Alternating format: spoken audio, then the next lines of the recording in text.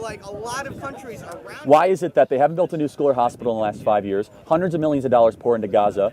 It's because Hamas runs Gaza right now, and they're a terrorist organization. So Israel got out of Gaza in 2005 in the pursuit of peace. 10,000 Jews were actually forced out of their homes in the pursuit of peace. Gaza got more dangerous. It became a hot tub for terrorists. You know where Hamas's money is being spent? On terror tunnels and rockets being shot towards Tel Aviv. If you want to get a taste of what's going on college campuses these days, listen to Mr. Charlie Kirk as he deals with the Army for Palestine, how he answers the questions of so many of these youngsters who are so clueless. They're just parroting the propaganda that they have been fed. God bless Mr. Charlie Kirk for being a friend of Israel, and most of all, to be a truth seeker, to be able to understand the truth and to be able to deal with the truth and propagate it and to push it out there so the world can hear a voice of truth. Please listen in with me to these conversations about Gaza, about Israel, the Jewish people, and what the perception is out there at these young minds, and how it's so important for the narrative to be set straight. Kindly subscribe to this channel so a little bit of light can continue on pushing away a lot of darkness. So who ran Gaza up until 2005? Same thing. No, Israel did. Israel used to occupy the Gaza Strip. 10,000 Jews left Gaza. The IDF totally withdrew. Why did Israel do that? You tell me, you're the one at the table. To pursue peace, because they were promised a peace deal if they got out of Gaza. And Then Hamas took over as mayor of Gaza, and it's now a hot tub for terrorists, where there are thousands of rockets every single month. Where was the peace that happened after they withdrew? Exactly. Israel signed a peace accord, and the PA violated it. But So this is the way peace. occupying territory. They weren't occupying; they got out. But you just said Israel occupied that territory. Correct. In Gaza until they got out. So that's not. No, but they got out on a condition of peace. So they said, we will get our 10,000 Jews out of Gaza. So 10,000 Jews used to live in Gaza. Failed to recognize that they were occupying someone's territory, and that's Well, so who is Gaza's territory? Whose is that? It's Palestinian. Egypt. It's been Egypt for 2,000 years. Okay. So since you understand this, maybe, how did Israel win back that territory?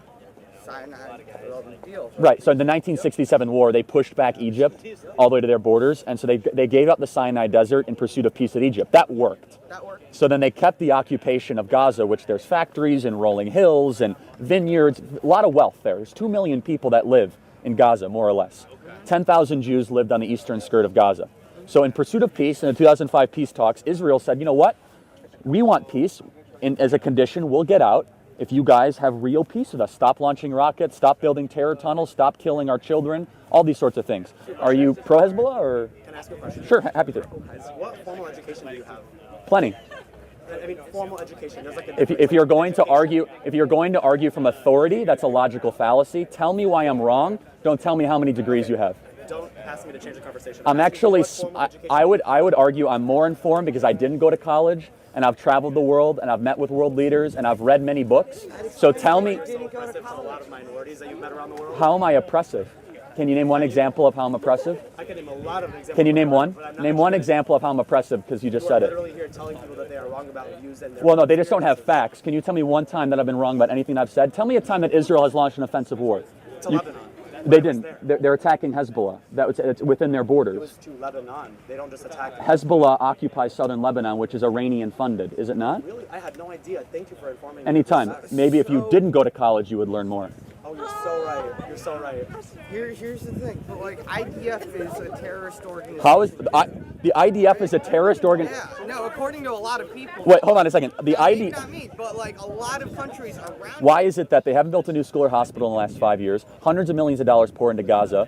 It's because Hamas runs Gaza right now, and they're a terrorist organization. So Israel got out of Gaza in 2005 in the pursuit of peace. 10,000 Jews were actually forced out of their homes in the pursuit of peace. Gaza got more dangerous. It became a hot tub for terrorists. You know where Hamas's money is being spent? On terror tunnels and rockets being shot towards Tel Aviv. Where were those 2 rockets shot 2 weeks ago out of? They were shot out of Gaza. Yeah, 2 rockets. Oh, what's the big deal? Yeah, who cares when Jews have rockets shot at them, right? Because Israel is fighting a defensive right for its own national sovereignty. All Israel has done since 1967 is go backwards. All Israel has done. The UN sent an Asian diplomat, I forget his name exactly what it was, to go investigate crimes against humanity in Gaza. Israel did not allow him to enter Gaza because they said his visa wasn't valid, and that was published in an Israeli newspaper. Okay, so I'll have to look into that. If that's the case, then I'll say that you're correct. But here's the question, though. So Israel is the only democracy in the Middle East right now. They're practicing democracy. Muslims, Jews, and Christians. Israeli citizens vote in the upcoming elections then? Well, they can. Hold on a second. First of all, many Palestinians in Palestinian Authority, that is in Zone B, not Zone A, can vote in elections. Secondly, here's the question. You want them to be able to vote both in PA elections and Israeli elections? Why hasn't the PA had an election in 12 years? Mahmoud Abbas is a dictator of the PA that uses the money and the aid that we give him to enrich himself. Mahmoud Abbas, hold on a second. Hold on. Hold on, but I thought he was democratically elected. So why don't you guys have students against the Palestinian Authority, not students against Israel? The Palestinian Authority... Palestinian Authority was democratically elected 12 years ago. Mahmoud Abbas has not had any checks and measures against him. In Nablus, he lives in a 25,000 square foot mansion. Here's the bottom line, is that Arabs are better served under Israeli government than under the Palestinian Authority government. Arabs are... I'm sorry, what? Wait, I'm sorry, what? When they're in the ground dead, that's where a majority of Palestinians end up. What are you... A majority of Palestinians end up dead? How dare you say something like that? There's 15.5 million people that live in the Palestinian Authority. Half of them end up dead? So you're trying to tell me that 7.5 million Palestinians have been killed? Is that what you're trying to say? 7.5 million live in the... I've never seen that number. Well, it's like, so 50.5 million is if you count the PA and Israel together. You're right. It's more 6 million in Palestinian Authority, 9.5 million in Israel proper. So it's about 15 combined. So 6 million. So you're trying to tell me 3 million people have been killed? 3 million people have been killed by the IDF? That's not even close to being true. So let me ask. Listen to me. There's a difference between Zionism and anti-Semitism. Then build it out for me. You don't support the state of Israel doesn't mean. So let me get this straight. You don't hate Jews. You just hate the Jews' right to exist in their homeland. You're not even Jewish. You can't speak for you. Okay. Wait, hold on a second. They're not black. You want me to exist, right? Yeah, exactly. So that's one of the worst identity politics argument. Just because I'm not something, it doesn't make me wrong. No, the issue is that you don't have It's apartheid state of Israel. That's not in line with conservative politics. How so? Because there is no separation of church and state. Then why can let me ask you a question? Why can Christians freely practice their religion in Israel, but Jews can't freely practice their religion in the Palestinian Authority? How are Jews not practicing it? What happens if an Israeli citizen goes into a Bethlehem? What happens if a Jew goes into Bethlehem? If a Muslim goes into Jerusalem, they can go to a mosque. That's what happens. You know what happens at Al-Aqsa? Al-Aqsa Mosque? People are turned away because they can't pray in their own place. Well, hold on a second. They have full access to Al-Aqsa Mosque. I was there myself. I was around 500 Muslims on the Al-Aqsa Mosque. Hold on a second. Jews' heads are cut off in Hebron if they go to Hebron. Jews and Israelis are not allowed in Palestinian Authority. So I was in Hebron 3 weeks ago. You know what happened? If a Jew goes to Hebron, their head will get cut off. Okay, so Jews are not allowed in the Temple Mount. You do know that, right? No, I'm saying Palestinians, Muslims going into Al-Aqsa. Right. So Yes. it's very hotly debated. No, actually, when No, I it was is. there, I was praying at Al-Aqsa, and I saw IDF soldiers coming in while I was praying. Did they stop you? Did they stop you from praying? They throw like tear gas. No, they don't. Not the Al-Aqsa Mosque. Did they stop you from praying? I shouldn't be in fear while But they don't do what you say they're doing. I'm just telling you, it's not true. Did they? But I don't think you're representing reality. I was literally there. So let me ask a question. She wasn't there, that wasn't happening, but she understood that it was happening in other times around that moment. I was there. You should not be able to prove your religion. You should be able, if a Muslim Okay, wants that's to, a really interesting point. So Jews should be allowed on the Temple Mount because the Muslims don't allow them on the Temple Mount right now. So Jordanian control the Temple Mount. It was since the Prophet Muhammad. It was there since the Prophet Oh, Muhammad. okay, so here's the thing. So do you think Jews should be allowed on the Temple Mount? It's a. So you don't think it's a Temple Mount, because if you do, that's the very interesting thing. If you just say it's a Temple Mount, putting you admittedly in a very difficult position because Muslims do not recognize it as the Temple Mount. Right, they recognize it as their place of worship, and it's been that way since the beginning. No, it's been the Temple Mount since King David. Thank you very much. So, I mean, you could say whatever you wanted to say. It's a huge point. It's actually like it's one of the biggest inhibitions of peace. I think that Jews and Muslims and Christians should all be allowed to go to the Temple Mount. Right now, Muslims do not allow Jews to go into the Temple Mount. One rabbi is allowed to go in once a year. That's it. That's the treaty. Why is that? How is that fair? Why are Jews not allowed to go? But it's, I mean, Muslims are allowed to go to their holy sites. You just said you were allowed to go. Okay, but some people, it doesn't mean that other people aren't allowed to go. And if that's the case, then I'll totally denounce it. But you are a living example that you were allowed to go now. So. And this is why it's so important to have a conversation, especially with the younger generation, that when there is discussion and there's education, then we have a fighting chance of a generation growing up with honesty, with intelligence, and with accuracy of historical rights. As you've just heard, this is the discussion about the Temple Mount. That Temple Mount began right at the beginning of time when God sent Abraham to Israel. And he sent him to the Temple Mount. It's the same Temple Mount that there is right now. And he said, I want you to take your son Isaac.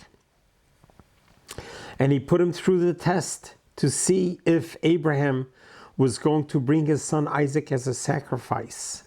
As recorded in the Bible, when God sent an angel to tell him, Abraham, do not hurt your child. It was all a test. It happened on the mount, the Temple Mount in Jerusalem.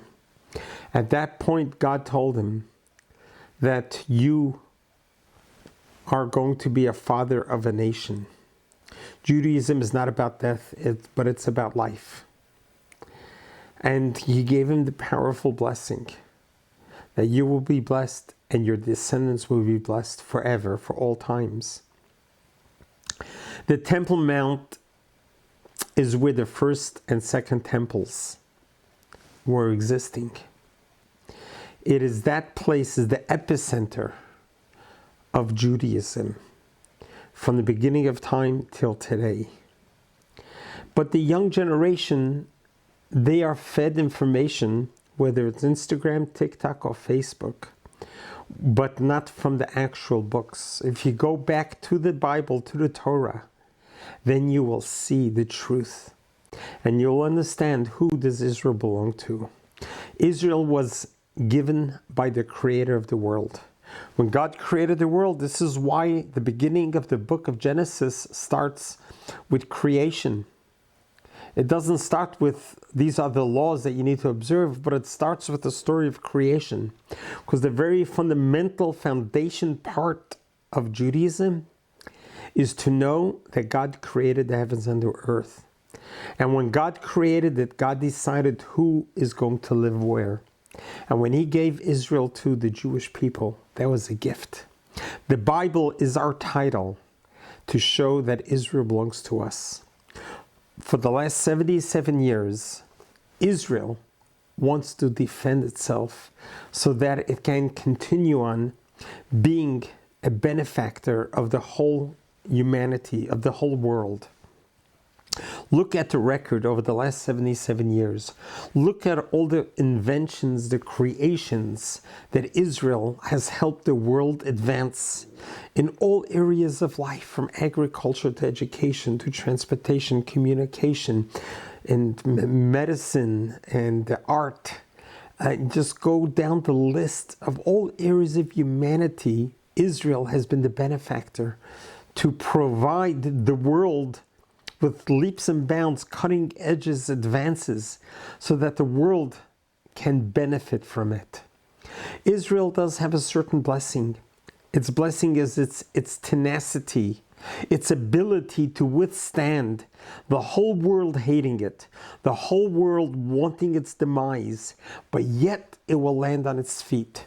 Yet Israel will continue on being the very first nation to run whenever there's any world crisis, whenever there's an earthquake, whenever there's a tsunami, whenever there's a wildfire, whenever there's any calamity, tragedy. Israel's from the very first to lend a helping hand. It mobilizes itself even during war. It will find a way of helping others. This is what Judaism is all about. This is what Israel is all about. Let Israel live, and it will benefit the whole world. Just look why God gave Israel to the Jewish people. Because God knew that the Jewish people would turn this land into a center of kindness and love for the whole world. For 2,000 years, the land was desolate. In 1948, when Israel became a statehood yet once again, look what it did. Look how it turned it into a powerhouse, to a giant in all areas of life, just to be able to be the world benefactor of goodness and kindness.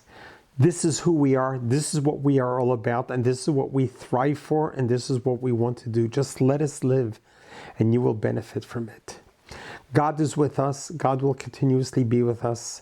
God's eye is upon Israel from the beginning of the year to the end of the year. So God will make sure that we will survive this as well. Let's pray, and we hope that it happens very soon. The hostages comes home, and Hamas will be gone, and Gaza will be freed from this tyranny, and Gaza will be able to be restored to the way it was supposed to be. All the citizens of Gaza should be able to live freely and plentiful, and that could happen once we eradicate the evil amongst us. Let's pray, and we hope that that happens now, speedily in our days. Amen. God bless you. God loves you.